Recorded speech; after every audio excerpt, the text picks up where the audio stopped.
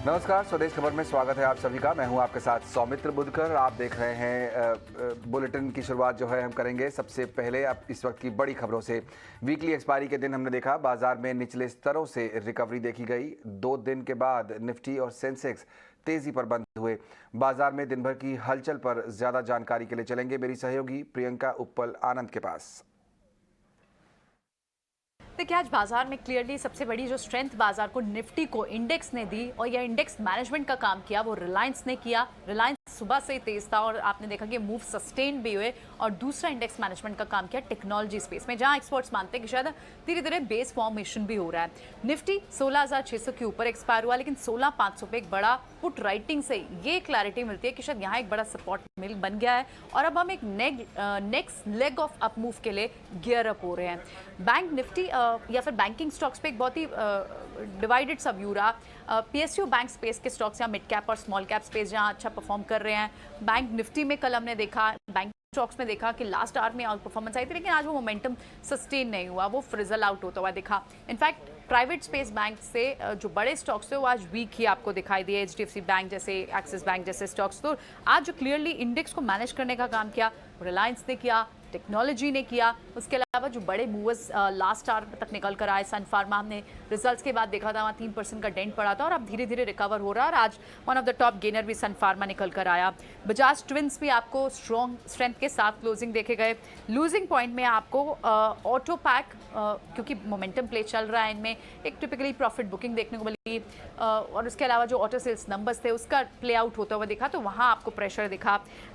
Losing stocks में आपको auto और साथ ही कुछ बैंकिंग स्पेस, ये स्पेसेस है। कुछ सेक्टर मूव्स की जहाँ आप बात करेंगे, जो पूरे स्पेसेस में आपको मूव देखने को मिली, उसमें एक टेक्सटाइल स्पेस की बात करनी होगी। Raymond to some part of it is also into textile. So Raymond हो, बॉम्बे डाइंग हो, वेल्सपन हो, यहाँ पर आपको पूरे स्पेस में अच्छी मूव दिखी। कैपिटल गुड स्पेस आपको फिर से एक अच्छे मूव के साथ दिखा। एल्कोन इंजीनियरिंग में बड़े बड़े 10% तक के मूव दिखे। थर्मेक्स जैसे काउंटर्स दिखे। क्रूड सॉफ्ट हुआ आज क्लोजिंग पे 113 रुपये पर डॉलर के पास, जिस वक्त हम क्लोजिंग के पास का ये भाव है, तो उस वक्त हमने देखा कि आपको पेंट स्टॉक में एक मोमेंटम प्ले दिखा। Clearly Asian paints, virgin paints, तो पेंट स्टॉक्स ने भी एक यहाँ पर पूरे स्पेस में बाइंग देखने को मिली। तो सिलेक्टिव सेक्टर्स में आपको बाइंग दिखी। इंडेक्स को मैनेज का काम आज रिलायंस और टेक्नोलॉजी ने किया और एक सपोर्ट बड़ा जो बन गया बाजार के लिए 16,500 अब जरूर बन गया है। और कच्चे तेल की कीमतों में आ रहे उतार चढ़ाव के बीच भारत का फोकस सस्ते भाव पर एनर्जी की सप्लाई पर है। केंद्रीय पेट्रोलियम मंत्री हरदीप सिंह पुरी ने कहा कि पेट्रोल डीजल की कीमतें तय करना कंपनियों का काम है, लेकिन इस पर सरकार से चर्चा करती हैं कंपनियां। Present focus is on ensuring that we get access to energy at secure and affordable prices. That is the main thing. Now, some of the stuff that any case exports will take place. I mean, like we import from crude from one country to the same country, we export high speed diesel. So these are processes which go on. The rest is all speculative.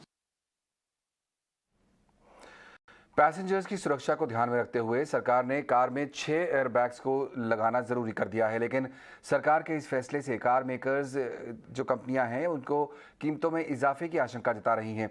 Maruti Suzuki भी चाहती है कि सरकार 6 airbag को अनिवार्य करने के प्रस्ताव पर फिर से विचार करे, क्योंकि ऐसा करने से छोटी कारों के बाजार पर असर पड़ेगा। इसी मुद्दे पर हमने मारुति सुजुकी के सीनियर एग्जीक्यूटिव शशांक श्रीवास्तव से बात की। जी देखिए, 6 एयरबैग्स का रेगुलेशन तो अभी आया नहीं है, तो हमें उसको तहकीक करना पड़ेगा और उस पे कुछ बात करना इस समय शायद कब वक्त होगा। लेकिन जहां तक अगर वो आता है और 6 एयरबैग्स लगते हैं तो जाहिर सी बात है कि उसमें इजाफा होगा प्राइसेस में और वो शायद छोटी गाड़ियों को ज्यादा इफेक्ट करेगा, क्योंकि जो सेंसिटिविटी ऑफ प्राइस होती है वो छोटी गाड़ियों में ज्यादा होती है। तो इजाफा तो सभी गाड़ियों में होगा प्राइसेस का, लेकिन छोटी गाड़ियों में शायद ज्यादा होगा और यही वजह है कि छोटी गाड़ियां शायद ज्यादा इम्पैक्ट होंगी। एयर इंडिया मैनेजमेंट ने अपने कर्मचारियों के लिए वीआरएस यानी वॉलंटरी रिटायरमेंट स्कीम पेश कर दी है। ये स्कीम 40 से 55 साल की उम्र वाले कैबिन क्रू, क्लरिकल और उससे जुड़े स्टाफ के लिए लाई गई है। क्या है ये पूरी स्कीम और कैसे लागू की जाएगी? समीर, यही सवाल आपसे मैं जानना चाह रहा था कि एयर इंडिया का क्या प्लान है, ये पूरी स्कीम क्या है? कुछ नए इन्होंने पॉइंट्स ऐड किए हैं अपनी वीआरएस स्कीम में? जी बिल्कुल, जो इंडिया में वॉलंटरी रिटायरमेंट स्कीम है उसको एक नए सिरे से पेश किया गया है, जिसमें एयरलाइन मैनेजमेंट का कहना है कि ये इसमें कुछ वैल्यू एडिशंस किए गए हैं। मसलन पहले जो इसमें जो उम्र की सीमा थी वो 55 साल थी, जिसको अभी रिलैक्स करके 40 वर्ष कर दिया गया है। और ये 3 कैटेगरी के लिए है, यानी कि अगर आप कैबिन क्रू हैं, आप अनस्किल्ड क्लास में हैं या फिर आप अलाइड वर्कर हैं, तो आपको अगर वीआरएस लेना है तो आप अगर 40 साल की उम्र तक आप हैं तो आप उसके लिए अप्लाई कर सकते हैं। तो इसके लिए एज की एलिजिबिलिटी को रिलैक्स किया है, उसको 55 से घटा करके 40 कर दिया है। और अगर आप 1 जून से 31 जुलाई 2022 के बीच में वीआरएस के लिए अप्लाई करते हैं और अगर आप वीआरएस के लिए उस एलिजिबिलिटी क्राइटेरिया में फिट बैठते हैं तो एयर इंडिया मैनेजमेंट आपको एक टाइम का एक्स ग्रेशिया अमाउंट देगी और इसके साथ ही वन टाइम इंसेंटिव बेनिफिट भी देगी, जो कि एक्स ग्रेशिया के अलावा होगा, यानी कि एक्स ग्रेशिया अमाउंट और साथ ही वन टाइम इंसेंटिव अमाउंट भी देगी। तो ये वीआरएस वॉलंटरी रिटायरमेंट स्कीम को लेकर के एयर इंडिया की पहल है। अगर इसकी बड़ी तस्वीर देखा जाए तो कुछ है कि एयर इंडिया अब चूंकि टाटा ग्रुप के हाथ में है, उनकी कोशिश ये है कि वो डोमेस्टिक के साथ साथ इंटरनेशनल रूट पर इंटरनेशनल सेक्टर में काफ़ी अग्रेसिवली आक्रामक रूप से आगे बढ़े और उसमें वो फ्रेश एनर्जी, नई एनर्जी लाना चाहते हैं। यही वजह है कि अगर आप देखें तो एक तरफ वीआरएस की वो बात करते हैं तो दूसरी तरफ देश के अलग अलग शहरों में वो रिक्रूटमेंट ड्राइव भी चलाते हैं और जिसमें कैबिन क्रू के लिए रिक्रूटमेंट वगैरह की जा रही है।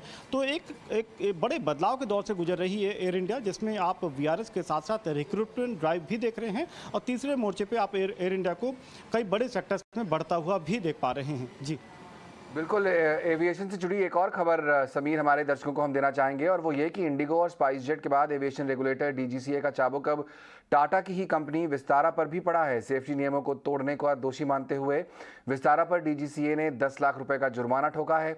डीजीसीए ने एयरलाइंस के फर्स्ट ऑफिसर्स को बिना स्टिमुलेटर ट्रेनिंग के एयरक्राफ्ट टेक ऑफ और लैंडिंग का क्लियरेंस देने का दोषी पाया है। यहाँ पर जो डीजीसीए का एक्शन है समीर, उसको लेकर क्या लेटेस्ट जानकारी है और आपके पास? जी बिल्कुल, अभी आप देखें तो हाल के समय में एविएशन रेगुलेटर डीजीसीए काफ़ी एक्शन में नजर आ रहा है। बैक टू बैक 3 एयरलाइन पे उन्होंने जुर्माना लगाया है। जो लेटेस्ट है वो विस्तारा एयरलाइन पे है, जिसमें 10 लाख रुपए का जुर्माना लगाया है। फर्स्ट ऑफिसर के इंदौर में फ्लाइट लैंडिंग के वक्त कुछ दिक्कतें, खामी आप कह सकते हैं, या उसकी ट्रेनिंग प्रॉपर नहीं होने के चलते ये जुर्माना लगाया गया है। लेकिन विस्तारा एयरलाइन के सूत्रों से ये पता चला और उनका आधिकारिक जो बयान आया है वो ये है कि ये जो जिस मामले में 10 लाख रुपए का जुर्माना लगाया गया है, ये कोई हाल का मामला नहीं है। ये तकरीबन 3-3.5 साल पुराना मामला है, जब विस्तारा ने इंदौर के लिए फ्लाइट सेवाओं की शुरुआत की थी और जिस फर्स्ट ऑफिसर को लेकर के जुर्माना लगाया गया है वो उस वक्त पूर्व एम्प्लॉयर से वो उसको विस्तारा में लिया गया था, यानी कि उसकी ट्रेनिंग पहले के एम्प्लॉयर था उसने ट्रेनिंग दी थी और उसके बाद में चूंकि वो विस्तारा में आ चुका था और वहाँ पर उसको अपने कैप्टन के साथ में एक और टेस्ट फ्लाइट से गुजरना था, तो उसमें ये एक्शन लिया गया था। लेकिन अगर आप बड़ी तस्वीर देखें तो ये विस्तारा एयरलाइन पे सेफ्टी वायलेशंस को लेकर के 10 लाख रुपए का जुर्माना, इसके पहले इंडिगो एयरलाइन पर स्पेशली एबल्ड पैसेंजर को ठीक तरीके से उसकी देखभाल ना करना और इवन उसको एयरक्राफ्ट नहीं चढ़ने देना, उसके लिए 5 लाख रुपए का जुर्माना। उसके पहले स्पाइस जेट एयरलाइन पर जुर्माना लगाया गया था क्योंकि उनके पायलट्स ने बोइंग 737 मैक्स एयरक्राफ्ट के फॉल्टी सिमुलेटर में ट्रेनिंग हासिल की थी। तो ये 3 एयरलाइन, 3 अलग अलग जुर्माने। तो यहाँ पर संदेश यही है कि जुर्माने की रकम भले ही छोटी हो, लेकिन संदेश ये देने की कोशिश की जा रही है कि सेफ्टी के पैमाने पर किसी भी तरीके की लापरवाही, कोताही नहीं बरती जाएगी और साथ ही जो हवाई मुसाफिर है उसको जो बेसिक राइट हैं उनको सुरक्षित रखना भी सरकार का दायित्व है, जिसके लिए यहाँ पर ये कड़े कदम उठाए जा रहे हैं। बहुत शुक्रिया समीर वो सारी जानकारियां हमें देने के लिए। ताज़ा जानकारी ये कि डीजीसीए ने जो है वो काफ़ी सख्त कदम उठाए हैं कई एयरलाइंस के खिलाफ अब, और यात्रियों की सुरक्षा सबसे ऊपर है उनके लिए। एक और एविएशन सेक्टर से जुड़ी ही खबर आपको देते हैं। बहुत जल्द आकाशा एयरलाइन को उसका पहला एयरक्राफ्ट मिलने जा रहा है। आकाशा एयर का पहला एयरक्राफ्ट तैयार हो चुका है। इसकी तस्वीर आपके सामने है। अमेरिका के बोइंग सेंटर से ये तस्वीर आई है। माना जा रहा है कि जून महीने के मध्य तक ये एयरक्राफ्ट भारत पहुंच जाएगा। और बात करेंगे अब क्रिप्टो से जुड़ी एक बड़ी खबर की। क्रिप्टो टैक्स से कुछ ट्रांजैक्शंस को बाहर किया जा सकता है। इस एक्सक्लूसिव खबर की और डिटेल के साथ जुड़ गई है मेरी सहयोगी मेघना मित्तल। मेघना, बताइए। जी, यूनियन बजट ने जो इस साल का यूनियन बजट आया था उसमें ये अनाउंसमेंट किया गया था 30% इनकम जो क्रिप्टो से हो रही है उस पे टैक्स लगाया गया था और 1% TDS लगाया गया था ट्रांजैक्शंस पे। तो जो सूत्र अब जानकारी दे रहे हैं कि 1% TDS को हटाने के लिए रिप्रेजेंटेशंस आए थे फाइनेंस मिनिस्ट्री के पास, जिस पे डिस्कशंस हो चुके हैं और ये प्रपोजल ऑलरेडी रिजेक्ट हो चुका है। तो अब जो सूत्र जानकारी दे रहे हैं कि कुछ एग्जेम्पशंस इस क्रिप्टो टैक्स पर दिए जाने की उम्मीद है, जिस पर फाइनेंस मिनिस्ट्री फ़िलहाल डिस्कशन कर रही है। कुछ रिप्रेजेंटेशंस रिसीव हुए हैं हेल्थ केयर सेक्टर से, फाइनेंशियल सर्विसेज सेक्टर से, जिस पर डिस्कशन अभी फ़िलहाल चल रहा है। तो जो सूत्र जानकारी दे रहे हैं कि जो हॉस्पिटल्स जो ब्लॉकचेन टेक्नोलॉजी यूज़ करते हैं उनको ये एग्जेम्पशन दिया जा सकता है, और जो बैंक्स के जो डिजिटल कार्ड्स होते हैं जिन पर रिवॉर्ड पॉइंट्स मिलते हैं, तो ये रिवॉर्ड पॉइंट्स भी वर्चुअल डिजिटल एसेट्स की कैटेगरी में आते हैं। और जो फ्लाइट के जो माइल्स मिलते हैं कस्टमर्स को, वो भी वर्चुअल डिजिटल एसेट्स की कैटेगरी में आते हैं प्राइमा फेसी। तो इन दोनों पर ये जो टैक्सेशन है वो डी फैक्टो लागू होता है। तो इसीलिए फाइनेंस मिनिस्ट्री इस समय डिस्कशन कर रही है और एक नोटिफिकेशन इस मंथ लेटर जारी हो सकता है, जिसमें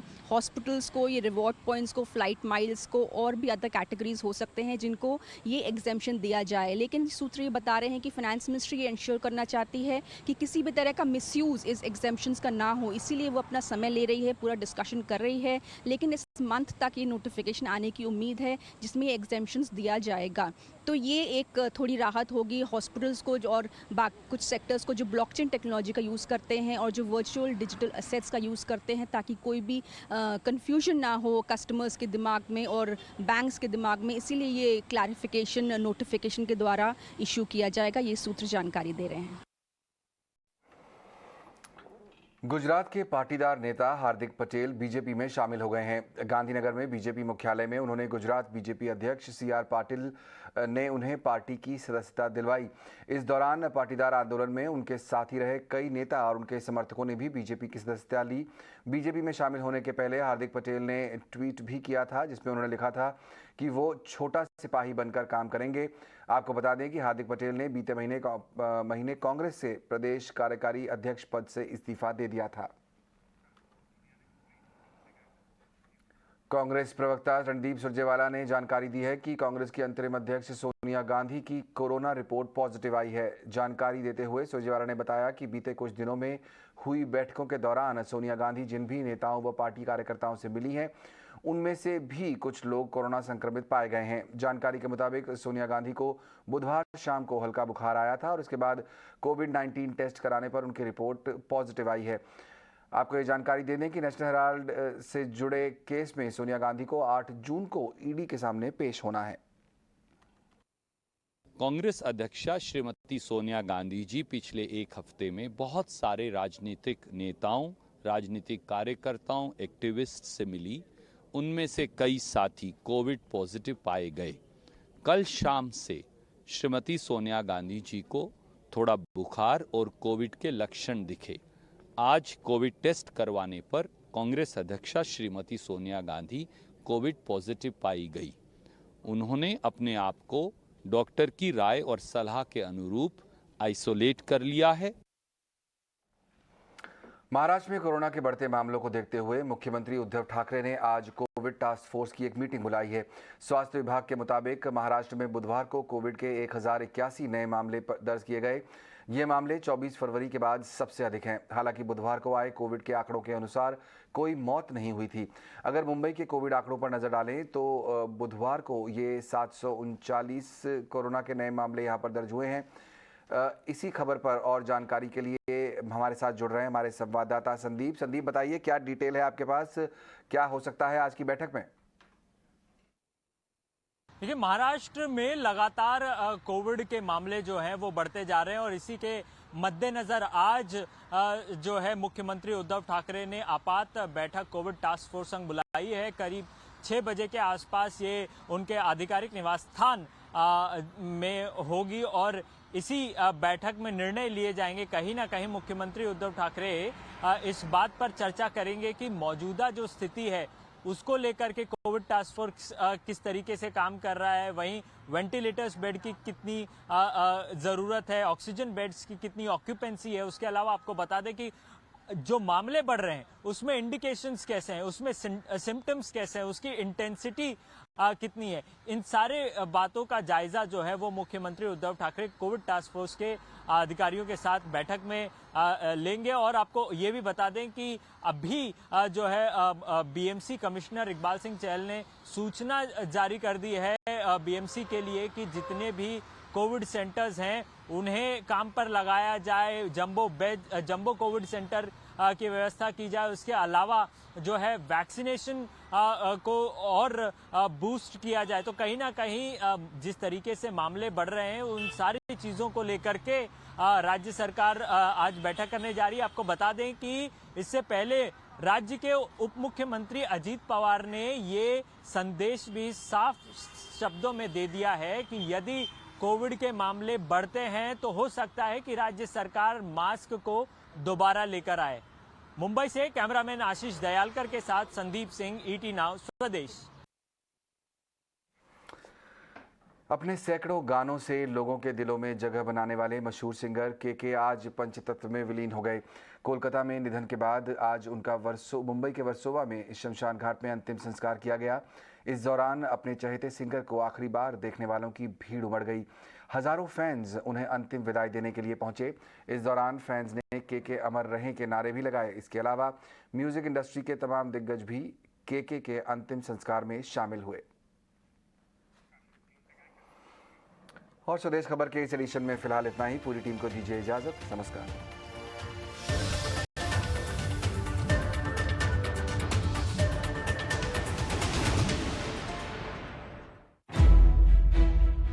आपके शेयर, आपके ट्रेड, इंडस्ट्री से जुड़े सभी अपडेट,